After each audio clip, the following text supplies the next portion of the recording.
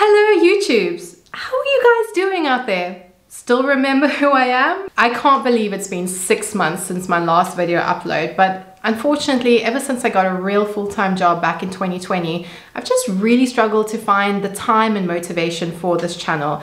I've also moved towns and had a lot of personal stuff going on, so you know, life has just been a lot.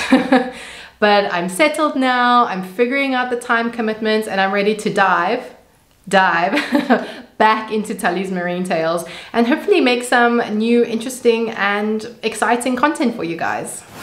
So to kind of celebrate this reboot of TellysMarineTales, I'm kicking off with a series that I've wanted to do for a really long time now.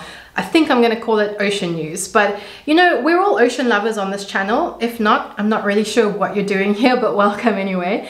We're all ocean lovers, we're all interested in the ocean, so surely we should all be interested in kind of like what's happening with the ocean. What are some of the biggest news stories or the biggest research findings? What are there any conservation strides that have been made with regards to the ocean, or perhaps what's not going so well with the ocean? This is the series where we're going to cover all of that. So I really hope you guys enjoy it, and please leave down in the comments if this is something you want to see more of. So we're starting off with some good news, and this is pretty much the story of the year thus far, given its historical significance. Now, after a decade of negotiations, and just to put that into context, can you guys remember what you were doing when this song came out? Hey, Macklemore, can we go thrift shopping? What? Well, I certainly can't, because it was about 10 years ago, and that's when negotiations for this deal really started to kick off in earnest, and finally a climax has been reached, and the United Nations have agreed on the first ever treaty to protect the high seas. Sound a bit anticlimactic? Well, let's get into some of the details and hopefully I can convince you otherwise. So first of all, what are the high seas? Now, these are essentially areas that lie outside of national boundaries and covers about 2/3 of our entire ocean. And everything outside of these national boundaries, well, it's kind of like the wild, wild west out there. Countries have the right to do whatever the heck they want, whether it be mining, fishing, polluting, research, and there's kind of no proper jurisdiction, and laws don't really apply. Don't believe me?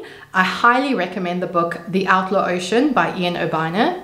It's really an immersive piece of investigative journalism that details this dark and sordid world that is the high seas.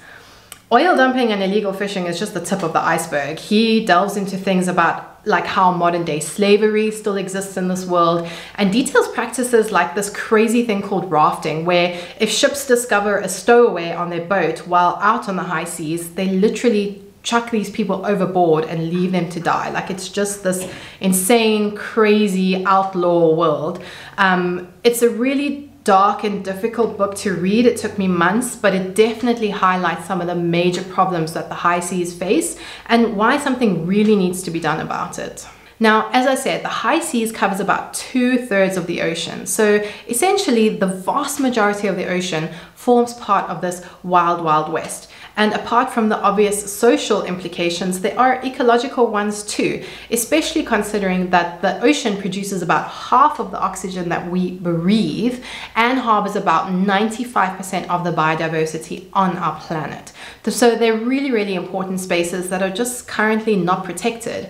And as it stands, about 10% of all marine species are considered at risk for extinction, mainly due to overfishing and pollution, but these threats are felt disproportionately across different groups. So for example, a really great study came out recently that highlighted that the abundance of sharks in the high seas specifically has decreased by 70% since the 1970s.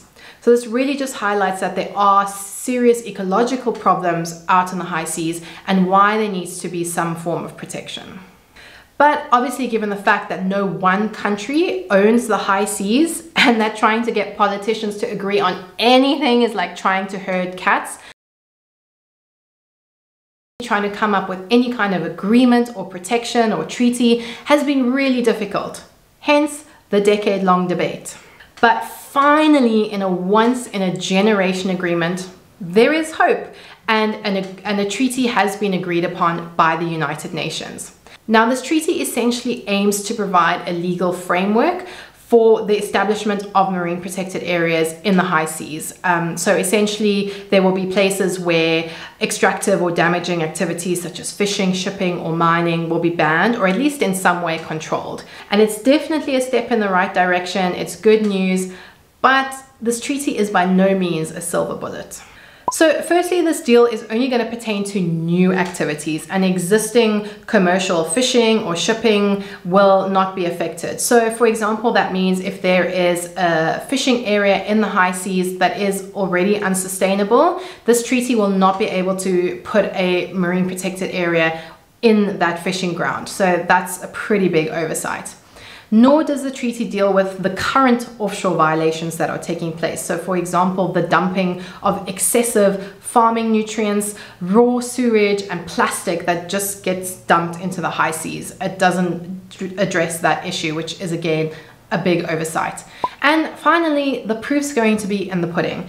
How and when will the deal be implemented? And how are these marine protected areas going to be managed? I mean, countries already struggle to manage and enforce marine protected areas that are on their doorstep. So how is this gonna look when the marine protected areas are thousands of kilometers away? Only time's gonna tell. But nonetheless, it is definitely a step in the right direction, and it is humanity's first real attempt to stop the absolute carnage that is taking place on the high seas.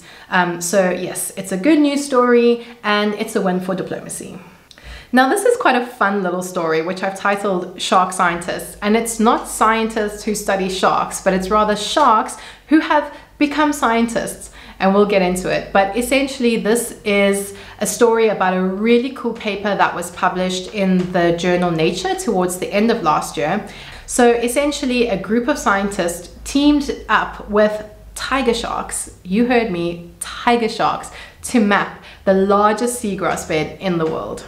Now, for those who don't know, seagrass beds are incredibly important marine ecosystems, not only to a vast array of marine animals, but also to us as humans, because seagrasses can take up carbon up to 35 times faster than tropical rainforests. So this obviously has implications for climate change.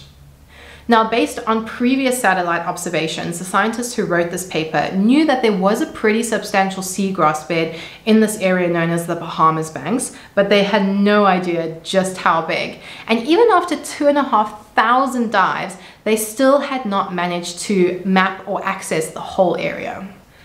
Enter their friends, the tiger shark scientists. Now, the human scientists equipped their tiger shark friends with a combination of camera and satellite tags, and because tiger sharks travel pretty vast distances on a daily basis, so they sort of patrol the seagrass beds looking for prey, they were able to map the extent of the seagrass beds and fill in the missing gaps that the scientists could not get to. And the results were pretty astounding. They managed to map an area of 92,000 square kilometers of seagrass. This is roughly the equivalent of half the entire state of Florida. And this expanded the global estimate of the amount of area covered by seagrass beds by 41%. And because of its carbon storing properties, the authors estimated that up to 630 million metric tons of carbon may be stored by this newly found seagrass bed, which equates to about a quarter of all of the carbon stored by seagrasses in the world. So this is obviously a very important seagrass bed, and this is a really incredible finding that was made by these scientists and their sharky friends, and really just goes to show that if we work together with nature instead of against it, we can accomplish some seriously cool stuff. Alright, so we have one final feel-good story to wrap it all up, and this is actually a local story from here in South Africa. In Cape Town, we have an aquarium that is called the Two Oceans Aquarium, and they do some really incredible conservation work and research. And one of their biggest programs is their turtle rehabilitation and rescue program. So essentially, if there are any sick or stranded turtles that wash up along the South African coastline, they take them in, rehabilitate them, and release them if they can. Now this story is about one very special turtle that the aquarium had, whose name was Bob. Now Bob was rescued all the way back in 2014, and at the time he was in a really bad shape. He had a stomach full of you guessed it, plastic. His shell was fractured, he had an infection, and because of the infection he had inflammation, and because of this inflammation he actually ended up with brain damage. So even though the team managed to fix all of his external injuries, the brain damage still persisted, and Bob didn't show any of the natural instincts that he would need to survive in the wild. So he couldn't really be released, and the aquarium made the decision to keep him, and Bob has called the aquarium home ever since. That is, until recently. So back in 2020, a behavior and enrichment specialist joined the team at Two Oceans Aquarium and designed a very special tailor-made enrichment program just for Bob. And these activities were designed to help Bob remember what it was like to be a turtle again. To foraging for food, diving down under the water, having a good old nap at the bottom of the ocean, protecting his territory, and so forth. And after 2 years, Bob made slow progress, but he made really good progress. And he passed his behavior exams and his neurological exams. And so the aquarium finally made the decision to release him back into the wild. So Bob was granted very important turtle status and was flown all the way to the east coast of South Africa, where he made a quick pit stop at the Ushaka Marine World Aquarium, just to make sure he wasn't suffering from jet lag or any other ill effects from the flight. And he was granted special permission to be released on a private beach in northern KwaZulu-Natal. And finally, the moment had come for his Bob voyage, as the aquarium team put it. And I flippin' cried when I was reading about his release. So I can't even imagine what it must have been like for the team who had cared for him for all these years, who had encouraged him and got him to the place where he could be a normal turtle again. So the team all gathered around him. Bob was placed on the beach. And after a little moment's hesitation, he realized that his moment had come, and he started pulling his now healthy body across the beach, and he finally, after almost 10 years, re-entered his home, the place where he was born to be. Now the best part is that the aquarium team placed both satellite and acoustic trackers onto Bob, and if you want to learn more about how these trackers work or how marine biologists track ocean animals in general, you can check out my video somewhere here. But essentially it means that we can track Bob along his journey and see where he goes, which is really, really exciting. There's a mailing list that you can subscribe to get updates. Obviously I've subscribed. I will leave the link down below. And last I checked, Bob had been at sea for 48 days and traveled 2,500 kilometers. Clearly he missed his Cape Town home because he traveled all the way back down the east coast to end up in the Western Cape, close to where Cape Town was. So we're not really too sure where he's going to go next.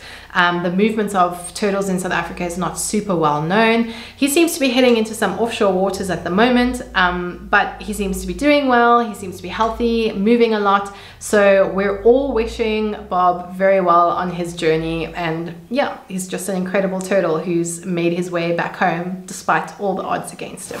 Now, Bob has also become quite the ambassador to highlight some of the issues around marine plastic pollution and really to keep Bob and other marine animals like him safe and just moving about in the ocean. We really need to be more conscious of our plastic consumption habits. We need to refuse single-use plastics like straws and plastic bags. We need to recycle wherever possible. And we really just need to become more conscious, better humans on this planet and stop polluting it to the extent that we have polluted it. And on that note, it's a wrap. I really, really hope you've enjoyed this video. Please like and subscribe and let me know down in the comments if you did enjoy this ocean news series and if you want to see more. And until next time, I hope you have a very happy day.